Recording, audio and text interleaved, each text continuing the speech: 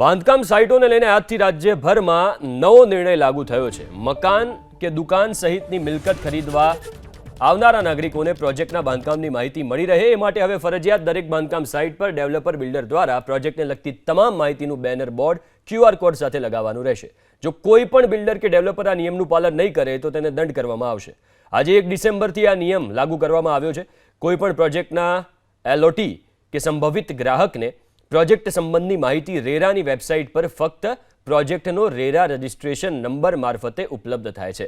નાગરિકો આ કાર્ય પદ્ધતિથી અજાણ હોય અને પરિણામે તેમને ચોક્કસ માહિતી મળી શકતી નથી। જાહેર જનતાને પ્રોજેક્ટને લગતી વિગતો જેવી કે રેરા રજિસ્ટ્રેશનની વિગતો, પ્રોજેક્ટના બાંધકામની વિગતો, પ્રોજેક્ટના સ્પેસિફિકેશન્સ, એમ્યુનિટીઝની વિગતો, રેરા કલેક્શન બેંક એકાઉન્ટની વિગતો તથા પ્રોજેક્ટ લોનની વિગતો પ્રોજેક્ટના સ્થળે જ સહેલાઈથી ઉપલબ્ધ થાય એ માટે પ્રોજેક્ટના સ્થળે તમામ માહિતીના બોર્ડ બેનર લગાવવા રેરાએ હુકમ કર્યો છે। બોર્ડ અથવા બેનરની લઘુત્તમ પહોળાઈ 1.20 મીટર, લઘુત્તમ ઊંચાઈ 2 મીટર રાખવાની રહેશે।